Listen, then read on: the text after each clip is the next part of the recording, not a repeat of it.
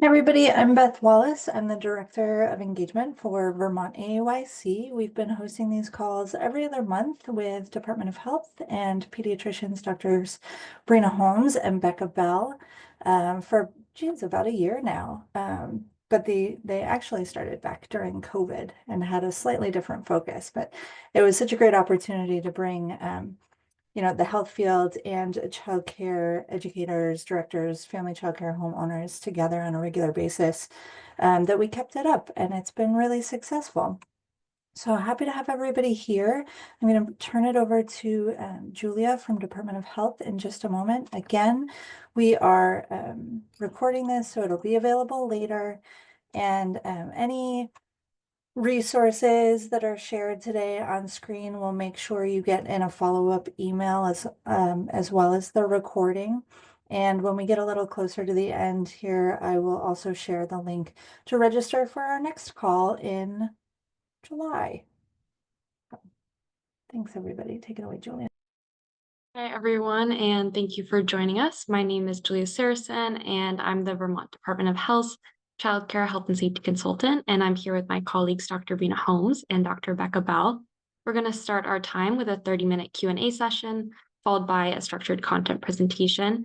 We received several pre-submitted questions, but please feel free to ask live questions either by raising your hand or by using the chat, and to share any follow-up questions or ideas.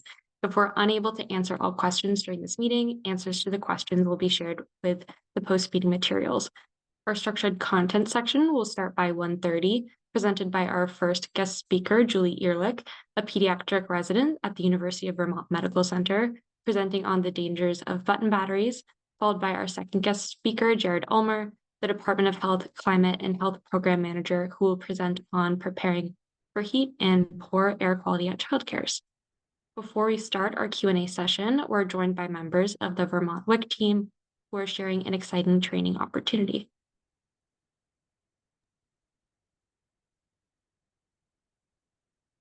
Hello, and thank you for for asking us to join your meeting. Hi, Breena, how are you doing? Nice to see you. I'm Tricia Cassie. I'm the State Breastfeeding Coordinator for WIC, and I'm working with Taylor Murray, who is one of our nutritionists in the local district office in Middlebury. Taylor, did you want to kick this off? Yeah, for sure. Thank you for letting us join and talk a little bit about our training we have coming out. So we created a training after engaging with some child care centers in the area. It seemed like there was a need for additional training around supporting lactating parents in child care settings. So I was hoping to share my screen and show you the presentation we've been working on. Are you able to see that okay? Yes. Okay, so in our training, there's a few different content areas. We know that child care providers play such an important role in a parent's breastfeeding journey. So we talk a lot about how to set parents up for success with breastfeeding. Then we go into some of the basics of milk production, and talking and setting goals early on with families. We also talk about some of the challenges that come with feeding infants breast milk in a childcare setting, especially with different feeding routines and schedules, and how that changes across their age span as well. And we also have a component around breastfeeding friendly childcare centers to offer a space for your lactating employees to pump their breast milk in the workplace if needed. So this training is almost complete, and we're hoping to do the first virtual training offering during World Breastfeeding Week in August. So I'm going to put a link in the chat with an interest survey. If you don't mind filling that out, that'd be great. If you'd like to bring this to your childcare center or attend our virtual 1-hour training in August, there will be continuing education credits available as well. So I think that was all I had to share. Tricia, did you want to add anything? Taylor, can you put that in? Oh, never mind. Let me share my screen here and see if I can. You'll see that we're using a platform setting that each of these, let me move that over. So each of these, are you seeing my screen now, or did I just share something different? Yep, we can see it. Okay, so each of these are open up content on here. You can see that we have some additional resources and videos on here. We have some resources on our other page where you could open this up and share that, and we would have the links that we would share for people. And when we open these up, it will go through some of the content that we'd like to share. When is a baby hungry? When are they full? And just talking about the cues. It's mostly photos and videos, not a lot of words on the screen, because we find that this is really more engaging for people and they can really learn. We have some videos that are embedded right in here to show how paste bottle feeding actually works, some photos that show how we do that. And so that's how we share this content. You can see that we've got some nice visuals here and we can scroll right through. So we anticipate this will take about an hour or so long, though we haven't checked it out and timed it out yet, but we are going to do that. And we're very excited to share this with childcare providers. We plan on doing it in a virtual setting statewide and going through Northern Lights to give credits for anyone who'd like to attend, but this will also be available for our WIC offices to go out into the community and present it in an in-person setting to a specific childcare provider or center. And those would be more of a closed meeting. It wouldn't be listed on the Northern Lights website, but that way people could go to choose either one. They could do a virtual one that will be listed and get credit, or they could do an in-person training and also get credit for that. So if you've got any questions, Taylor is your point person, and so are Jillian McKinnon and myself in central office. Thank you. And I think I'm going to stop sharing. I'm not a Zoom person, so I think I did it right. Yes, thank you both. That forms link is in the chat, but we'll also send that out in the meeting materials. Thank you.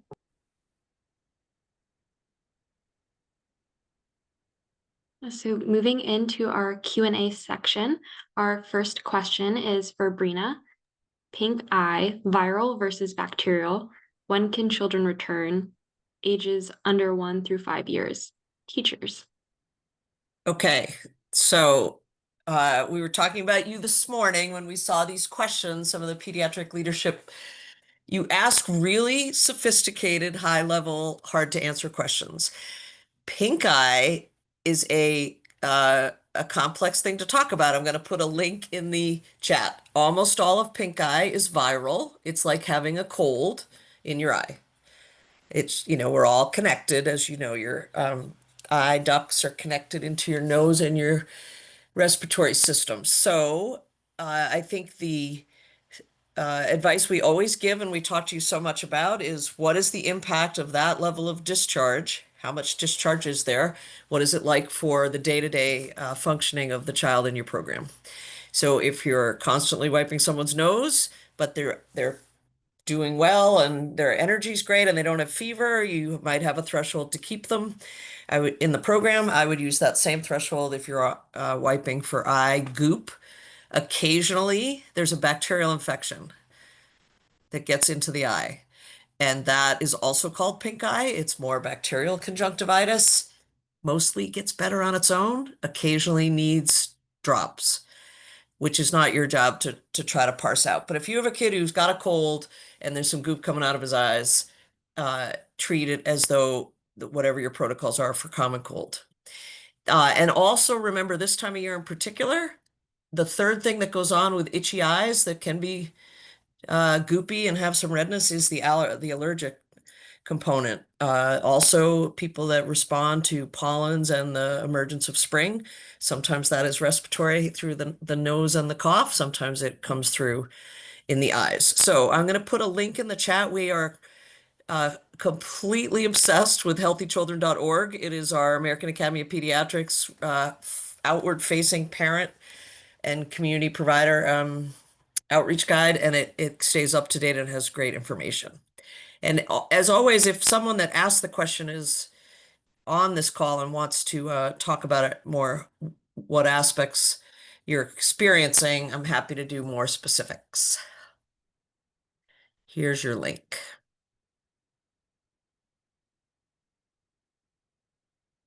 Oops.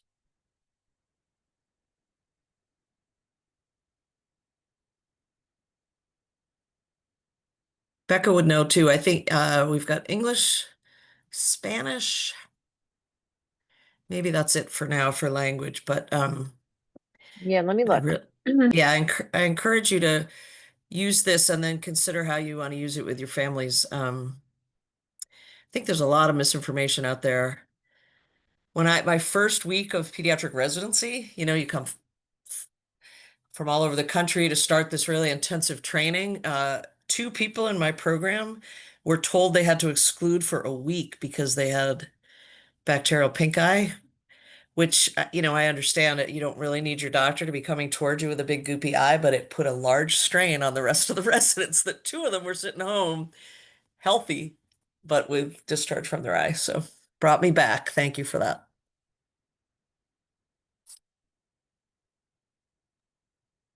Our second question is also for Brina. Rashes. There are so many different kinds of rashes. With warmer weather, how would you identify heat rash versus some other type of rash? Yeah, I'm going to go all in on this answer too, with acknowledging a question with no answer. So the way that we think about rash in pediatrics is it widespread or is it local? So start by the observation of, is it a patch or is it the whole darn body? And then if it's a localized rash, it's usually something has rubbed against it. It's a contact rash or it's a um, reaction, which can be treated as such, with depending on what the family thinks you got in touch with and the sort of investigation of something prickly that caused a reaction localized. If you have a generalized sort of whole body rash, that tends to track more often with virus or something that you have been allergic to in a systemic way, meaning that you've eaten something or you're having a reaction to something that's widespread. So I think what you guys have taught me, and we say all the time, and I always happy when Julia reminded us of our life together during COVID. It's really about the observation of how the child's behaving. Any rash that is associated with a change in mood, activity, fever, that needs medical attention. And there is a distinction that I don't really need you to dial in on, but it certainly matters to pediatrics, which is when rashes are blanching, meaning when you push on the redness, if it goes to white and then returns to red, it's less concerning than a rash that you push on it and it stays. And that push on it and stay is called petechiae, and it can happen in benign circumstances, but it is also associated with significant bacterial infections. So don't feel that you need to wonder about that. But a kid that's not acting well, but also has a rash, needs to be seen by parents. I mean, by a pediatrician. So great resource here as well on rash. I would say, Brina, I'm not sure. I'm just trying to think right now off the top of my head. I can't really think of um, a rash by itself without other systemic symptoms like the child's not feeling well. That would be serious. That's just a rash and not other stuff along with Yeah. it. Yeah. I mean, I think that's a good general my rule. Yeah. favorite rash is roseola, which is the Yeah. child was quite ill a few days before. Right. Mysteriously, like fever with no other symptoms. People are like, what's going on with this kid? And then the fever abates, goes away, and then this massive rash emerges, and then everybody feels so like, oh, cool. That's what that was. And the kid's now well, and really not that contagious at that point. So that's all part of the puzzle of being a childcare provider is what's happening today, what was happening a few days ago, and how do we trace it? But what I'm so acutely aware of, kids are really rashy. It's a, and it's such a big part of our environmental observations of like, what products are we using? What are we eating? How is it manifesting on the skin? So it's certainly not your responsibility to figure that all out, but I'm sure over time with your experience, you start to see patterns of, oh yeah, oh, this is interesting. This time, this kid, that's the second time I've noticed that around his mouth after he had strawberries or something to that effect. So great questions.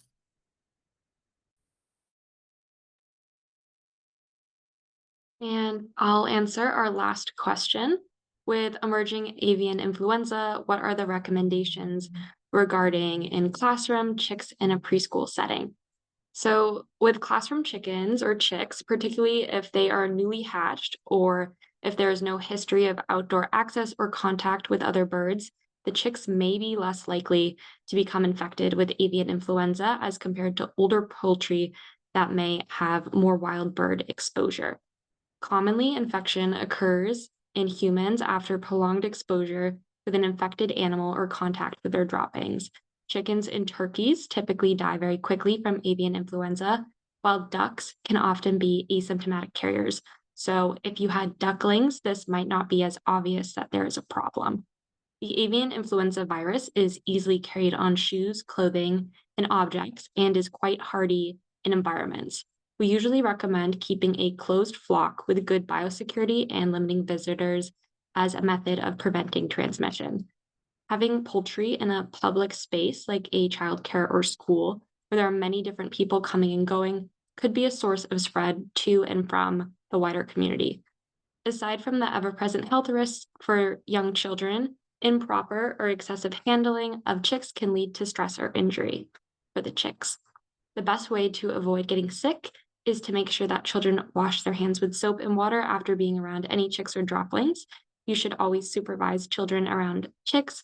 Children should never kiss or snuggle chicks close to their face and remind them not to rub their eyes or touch their nose or mouth while handling chicks or droppings. Keeping chicks indoors can be an effective measure to prevent the spread of avian influenza as it limits their contact with wild birds and reduces the risk of exposure to the virus. The bigger concern with chicks in classrooms is actually salmonella. So we typically recommend against having kids handle chicks, especially younger children. A safer way to include chicks in the classroom setting is to not have children handle the chicks and only to observe chicks visually. Chicks can appear completely happy and healthy while still acting as a source of serious infection for people, especially young children. Chicks can carry more common pathogens that are known to be very high risk for children under 6, including Salmonella, Campylobacter, and E. coli, which cause fever and diarrheal illness. I'm going to put some resources in the chat, but please feel free to ask any additional questions regarding avian influenza or any other questions for health and safety as we still have some time in the Q&A section.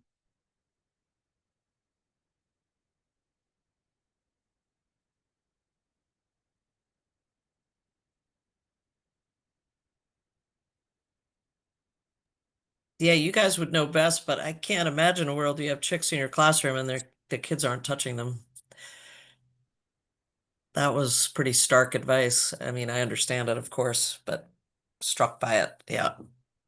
So the best thing that we can do if we are touching them is to always wash our hands and not touching face or eyes, similar with any other kind of contaminant or exposure.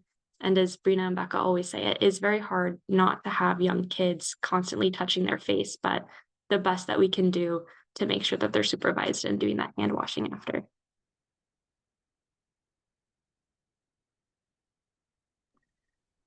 I'm curious what people's if that changes people's practices, because I do think some classrooms do visual. I mean, there's a lot to learn visually, so I'm curious if this information really changes what you're going to do, or if you mostly have been focused on visual stuff.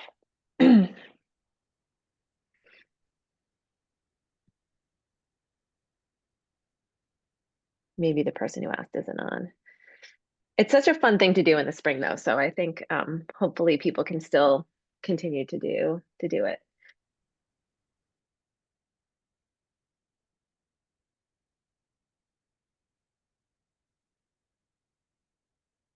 And if we have no other questions or comments, we can move into our structured presentation. So next up, we have Julie Ehrlich, a pediatric resident at the University of Vermont. Medical Center, presenting on the dangers of button batteries. And I am going to put up the slides. And Dr. Ehrlich is joining us from Montana, where she's doing a rotation. So we're super happy you made the time. Yeah. Hi, everyone. Thank you for having me. I'll just introduce myself while Becca's putting my slides up. I'm Julie Ehrlich. I'm a second-year pediatrics resident at UVM Children's Hospital. I am currently in Montana for the month of May, but excited to be here via Zoom. I'm participating in a national advocacy group called Trainees for Child Injury Prevention. Our focus during this stint is on button battery awareness and injury prevention from button battery ingestions. So I just have a few slides with a couple of graphics that might be helpful to folks in talking to families and also for your own childcare centers. Becca, I don't know if they're awesome. They're already up. I'm sorry, I'm like calling from my phone because I wasn't able to connect to the Wi-Fi here in Montana. But so button batteries, the most important thing that I want to pass along is that ingestion of a button battery is a medical emergency. It needs to be evaluated immediately. It can cause serious life-threatening injury in as little as 2 hours. And button batteries, as you can see on the screen, are their tiny little batteries. They're found pretty much everywhere in places you wouldn't expect. So Becca, I don't know if you want to go to the next slide. This is a good slide sort of highlighting the places that button batteries are found. I think from my perspective, the places where kids really might get into a button battery is unfortunately they're in a lot of children's toys, they're in remote controls, and then they're also in the musical playing greeting cards, which kids might get on their birthdays, which are probably less secure than some of the toys and remote controls that often need multiple tools or hands to open. So just so everyone's aware, they're like all over the place. Becca, if you want to go to the next slide. This next slide is just an overview of symptoms that you can see with both a button battery ingestion, but also just in general, if kids are going to swallow something dangerous. So that might include coughing or choking, drooling, noisy breathing, blood coming from the nose or pooping out blood. Just some things that you see that might indicate that they need to be seen by a medical professional. And then the next couple of graphics I have are what to do if a button battery is swallowed. Rebecca's going to go to the next slide. The main thing is to call 911. And then something that you can do in the meantime is you can give them honey. It's something that most families have in their household that you all might have at your childcare centers. You give 2 teaspoons of honey, and you can do this every 10 minutes up to 6 times. And that really helps to coat the esophagus to hopefully decrease some of the erosion from the button batteries to decrease injury. And then I also put down on this slide is a hotline for battery ingestions. I think you can either call this line, but really important to also call 911. And then my next slides are about how to prevent this from happening, which is perhaps the most important for families. One is being aware of what products have button batteries that are around the home, childcare center, or schools. So I think really taking a look at the things that kids are putting in their mouths and interacting with on a daily basis, because the likelihood that they have a button battery in them is pretty high. Next is keeping batteries stored out of sight and out of reach, making sure you're only buying products that come in child-resistant packaging, which there have been laws passed that products that have button batteries in them need to have a warning sign on them, and they need to be difficult for kids to open. And then finally, making sure that button batteries are properly disposed of. So there's a blurb here at the bottom, and then this next slide also. So proper recycling of bringing them to a recycling center, and then also any button batteries that are coming out of things, you can wrap them in tape before they are properly disposed of, which will hopefully decrease injury if they are ingested. And then finally, this last slide is just a list of resources if anybody wanted to dive a little bit deeper and like what sort of happens when button batteries do get ingested, some more information about laws that were passed, and more information on where button batteries are found. And that's all I got.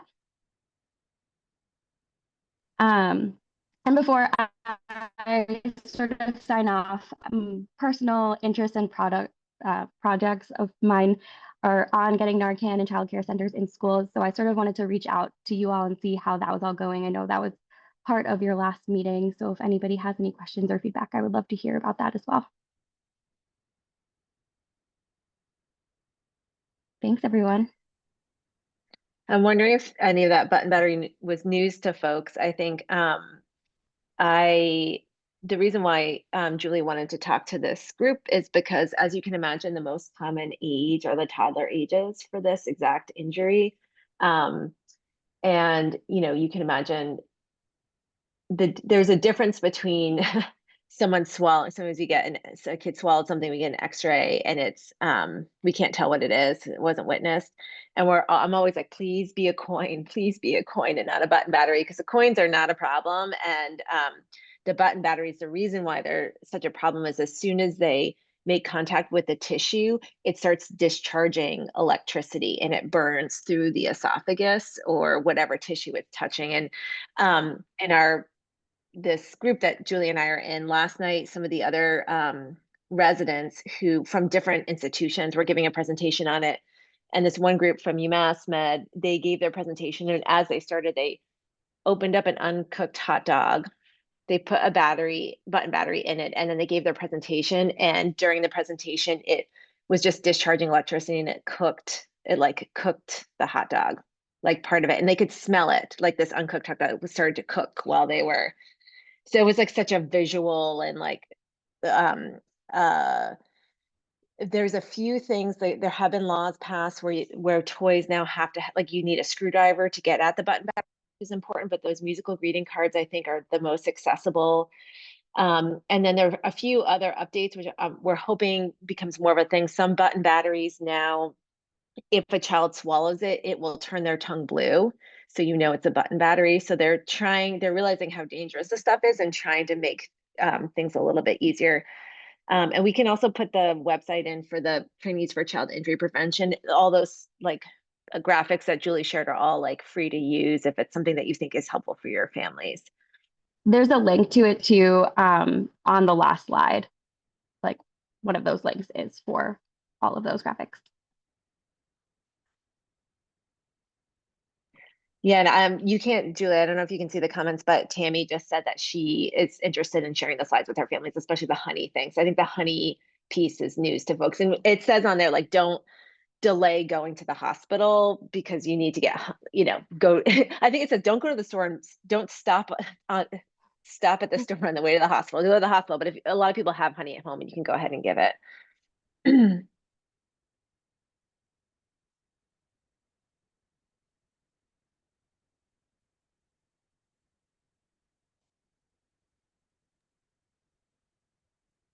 And next up, we have Jared Ulmer from the Climate and Health Program at the Department of Health, presenting on preparing for heat and poor air quality at childcares. Thanks, Julia. Can you hear me okay? Yes, we can. Great. Okay. And I am going to hopefully share my screen. Make sure I can get that going. And get it into the right mode.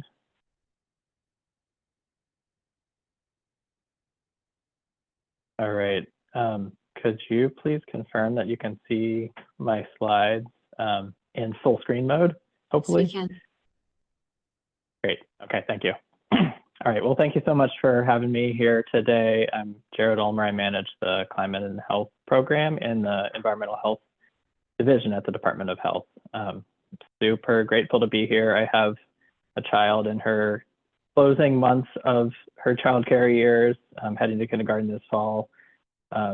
It's challenging enough taking care of one child with two parents, and so I'm super grateful for the work that all of you do to care and support for our children. So thank you.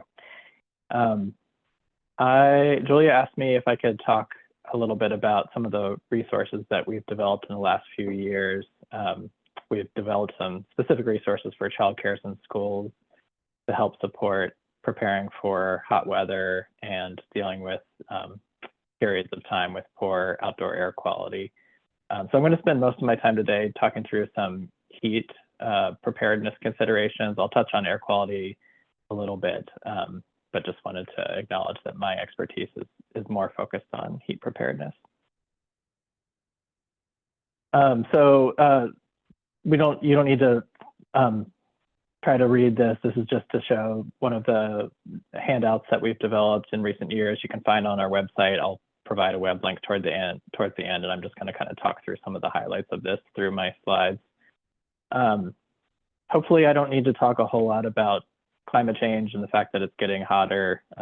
We're seeing more and more days above 90, sometimes above 95, and longer periods of hot weather during the year. Sometimes the heat comes as soon as now, and can last until September or so.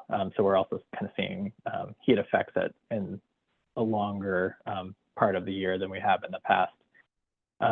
We're particularly concerned about kids in heat because kids heat up faster than adults, have less sweating capacity than adults, and especially the youngest kids have less awareness of heat risks and ability to manage those risks themselves.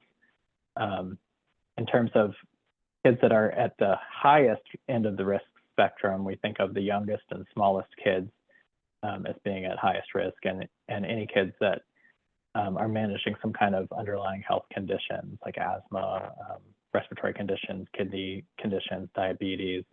Those types of underlying health conditions tend to make kids more sensitive to heat, either for heat stress, heat-related illnesses themselves, or just to exacerbate their other underlying conditions that they're managing. So a few things that we hope you're thinking about during the off season, heading into the warm season, to be prepared is to make sure that you have specific plans, policies, and procedures for how to deal with the heat, and have those documented, shared throughout your facility with all the staff. Make sure that the staff are able to recognize heat-related symptoms, know how to respond, either with on-site first aid or calling for emergency assistance when kids are really struggling with heat-related symptoms. And particularly for the kids that I was mentioning that have specific sensitivities to heat, making sure you've identified who those are and you have specific plans for keeping an eye on those most sensitive kids. Some of the things that to be thinking about with that planning is, what are the thresholds, like temperature or heat index thresholds, that you might want to be thinking about for taking certain actions, and I'll get more into some of those considerations. What are the roles and responsibilities for staff at your childcare, and what other training or resources might you need to bring in to be adequately prepared for managing heat impacts. This is not a Vermont-specific resource, but I have seen that our Child Development Division in the Department for Children and Families often references child care weather watch guidance and recommends that to providers. I want to note that there are multiple versions of this out in the world, and they are somewhat kind of state and climate specific. I tend to recommend this one from Wisconsin, which I think is the closest one that I've found to our climate in Vermont. There's some with thresholds that I think are a little bit more appropriate for warmer states than Vermont, but we tend to be sort of uniquely sensitive to heat because we don't experience much of it. And we see this in adults and kids, that people in Vermont tend to experience heat illnesses at lower temperatures than other parts of the country. I won't go into a lot of detail on the cold weather aspects, but the top of this is sort of a winter relevant chart with wind chill factors that integrates what is the air temperature and what is the wind speed to come up with like what it actually feels like outside, to help guide different activities. And the general color coding here is that if it's green, it's generally comfortable as long as folks are adequately dressed. and there's not a whole lot of concern to worry about for most kids unless they have specific sensitivities. If it's getting into the yellow range, that's when we probably need to be a bit more thoughtful about the types of activities and the length of time outside. I know I personally don't have my kid outside too much when the wind chill is in the single digits. Others might have higher tolerance for that, but mine certainly does not. And then in here, when it feels like 0 or below, then that's essentially when we should really just be keeping kids inside for the most part, unless it's just a short bit of exposure outside. In the hot season, it takes into account both temperature and humidity. So when it's really humid outside, it feels a lot hotter. It's harder for us to sweat effectively in really humid weather. And sweating is one of our the main ways that we help regulate our own internal temperatures. So here, the thresholds are above 85 is when we tend to try to take more caution. And I would say that's particularly important early in the year. As we're moving out of winter, it can take our bodies 7 to 14 days to acclimate to being active in hotter temperatures. And that can take a while for us. We've had a few hot days here and there, but we may not have consistently hot weather until June or even July. So we're particularly concerned about hot weather that happens in April, May, June time range, and we probably want to act at lower temperatures during that range. Otherwise, 90 and above is when to consider maybe moving activities more indoors. And I will say for all of these, like a lot of it has to do with how strenuous the activities are, how long the activities are. If it's a short period of time with shade cover outside, then 90s are probably just fine. But if it's running around on an asphalt surface in full sun, that makes a big difference. This chart does not account for full sun, so I want to make that clear that being in full sun can sometimes feel like about 15 degrees hotter than the numbers in this chart. So again, context really matters.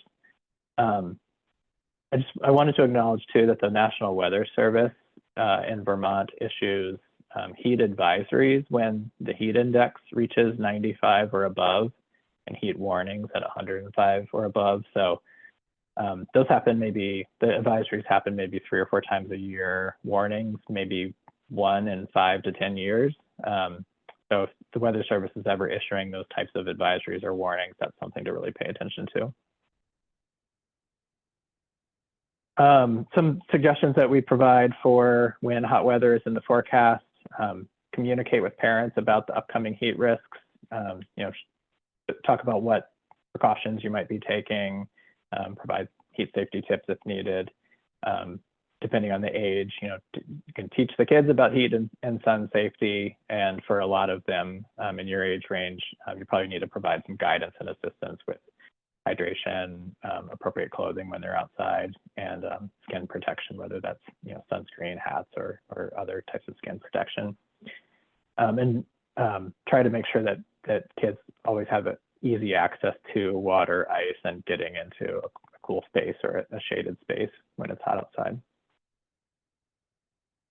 I think we already talked about a fair amount of this, but just some of the things to think about on those hot days: limiting strenuous activities to the morning or cooler parts of the day, or try to keep them indoors in air-conditioned spaces. Reducing the intensity of activities, providing lots of rest breaks and hydration breaks in the shade. Taking extra precaution during the beginning of the year. Having fun with water. Like the threshold can be a lot higher if they're getting splashed with cold water, while they're out there playing. And there's additional recommendations on the back side of that child care weather watch sheet. I just showed the thresholds on the front, but there's some more guidance on that you can check out with this link, and I'll make sure that these can get circulated. Indoors gets more complicated if you don't have air conditioning. We know that the optimal temperature in, at least in school settings tends to be in the upper 60s to mid to upper 70s for comfort and academic performance and behavior. Humidity really factors in indoors. If it's really humid indoors, it can feel much more uncomfortable. Indoor humidities between 30 and 50% are ideal. And I also just added this threshold too for carbon dioxide. It's kind of a way to evaluate how much fresh air you have indoors, and keeping that below 1,000 parts per million, if you have a way to measure that in indoor spaces, ensures that people are continually getting fresh air, and that also kind of links with higher levels of carbon dioxide tend to make people more sluggish and have impacts on learning and behavior. As temperatures go up, we do see probably more concerns or more impacts for behavior and just the learning environment than we do for safety. At least in the childcare setting, I'm aware that the childcare regulations in Vermont set a maximum indoor standard of 85 degrees Fahrenheit for rooms occupied by kids. I don't have a lot of concern for heat-related health impacts. At 85 and below, it definitely can get uncomfortable. And if you're at a high temperature for a long time, that could be problematic. But we have more safety concerns about indoor temperatures once they get to, say, the upper 80s and into the 90s, and that shouldn't be the case in the childcare setting. If you don't have air conditioning indoors, a few things to be thinking about. Try to avoid generating heat indoors as much as possible, whether that's turning off lights, turning off equipment that generates heat, if those things are practical. Use window shades to keep out the sun. Use fans to circulate in cooler air if it happens to be cooler outside than it does inside. Otherwise, overnight, if it's cooling off adequately outside, you can, if possible, keep windows open to cool the building off overnight. If you're using fans just inside the classroom, not necessarily to bring in outdoor air, having fans pointed directly at occupants is the most effective way to provide a cooling benefit. Try to keep indoor relative humidity below 60%, and dehumidifiers can really help with managing indoor humidity. And if needed, consider if there's other indoor spaces that you can move kids to that would be more comfortable, or making use of shaded outdoor spaces if outdoors happens to be more comfortable than indoor spaces on a hot day. In long term, a few things to think about. Of course, if you can install cooling equipment, that's sort of the best case scenario for ensuring safety indoors, or installing shade protection over the windows, for example.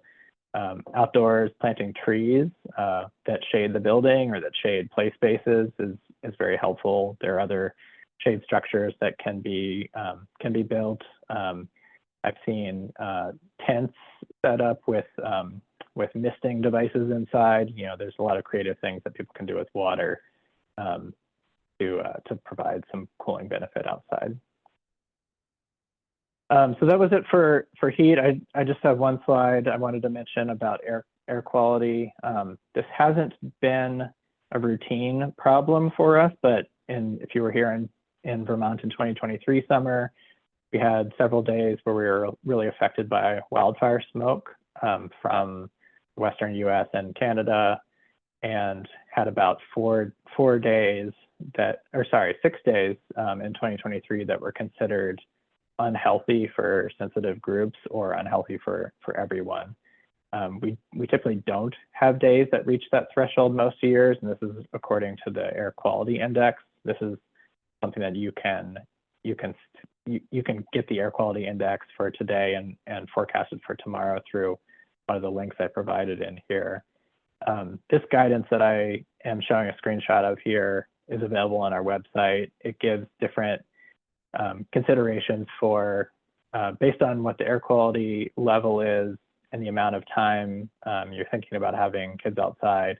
it provides some considerations for managing that activity. And the short of it is basically if it's yellow, moderate, most kids will be fine. We do have quite a few days in Vermont where the air quality reaches moderate levels, and that's generally okay to be outside unless a kid has a really specific condition that makes them more sensitive to poor air quality. Once it gets into the orange, that's starting to affect small kids much more, and that's when you probably want to keep outdoor activities fairly calm and shorter periods of time.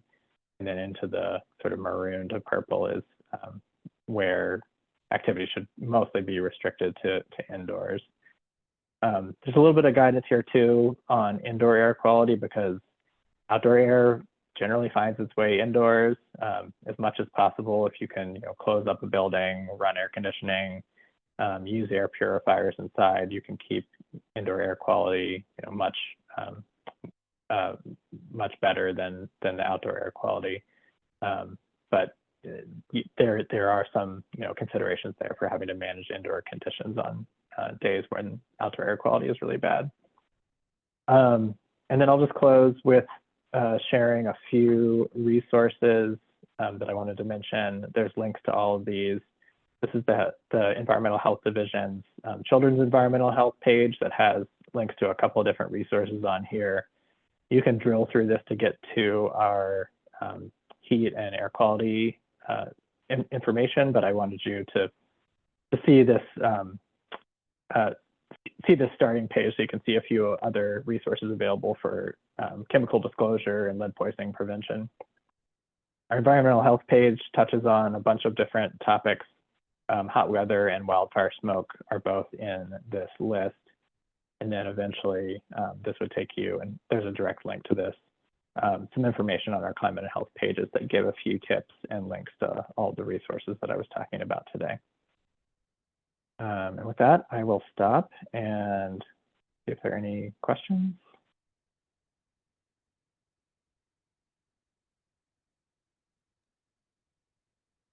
Hi, Jared. That was so fabulous. Folks, if you haven't spent any time on the health department website, I mean, we keep sending you links and showing you different ways to go in, but I think you would be kind of astounded by the level of resource available over there, with a lot of attention to children, which is very heartening for us, and some very specific resources about childcare. I wonder if it resonates with folks that work in school settings about this. There's been a lot of talk with school nurses and with the way we return before Labor Day in Vermont, the decision to start school in August and how our school buildings are not modern, and the air flow and the heat it's really quite significant in August in Vermont. So I'm sure that's come up for you. And then it just reminded me, gosh, we spent a lot of time talking about fans during COVID. I just had a flashback of that whole sort of air movement, or should we be moving air? And sometimes I just get a little wave of how little we knew what we should be advising back then. So glad to be back on just regular old, yes, move the air, because it's better for children. So if anyone, I mean, Jared is an unbelievable resource. He's here if anyone wants to unmute and ask him something about your facility. Or Becca's got her hand up. The other Becca. Hi, Becca. Of course I have my hand up. I'm just jumping on what you said about school buildings. I think that, definitely the old school buildings, right, is a concern for kids. But I think there's also an awful lot of our community/private programs, right, that are in basements of churches or redesigned buildings, or kind of, buildings that are additions upon additions upon additions. And I just wanted to throw out there like the recognition that an awful lot of our programs across the system, not just school-based, have this airflow issue, right? And air conditioning is not cheap to install or to run.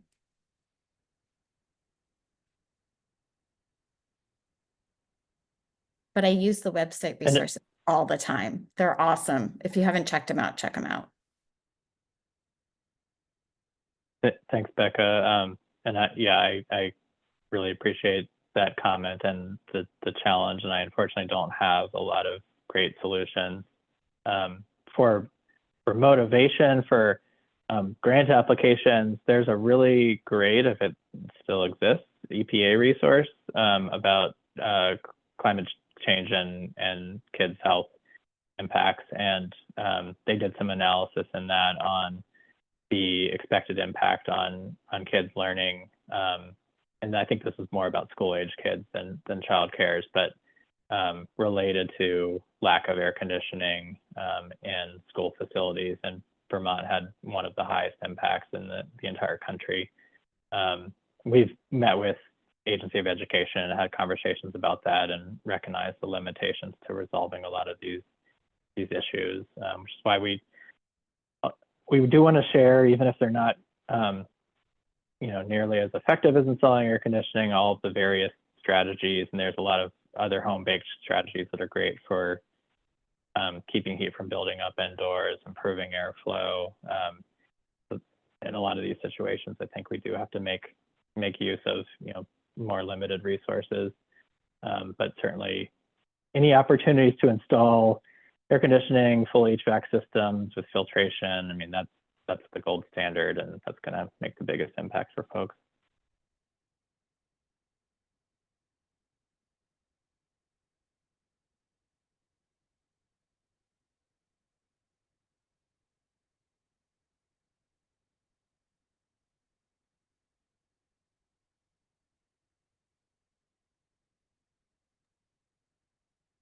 Does anyone have any last minute questions or comments, concerns?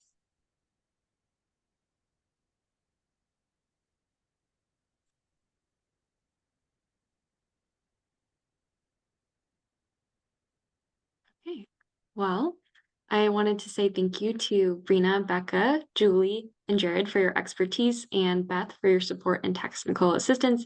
And a big thank you to everyone who came to the webinar today. Our next meeting will be on July 10th. Beth just put the registration link in the chat, but in the meantime, please feel free to contact me with any health and safety questions or suggestions for future topics. We are available to you at all times, not just during the webinars. So make sure that if you have any questions in the meantime to let us know. Thank you, everyone.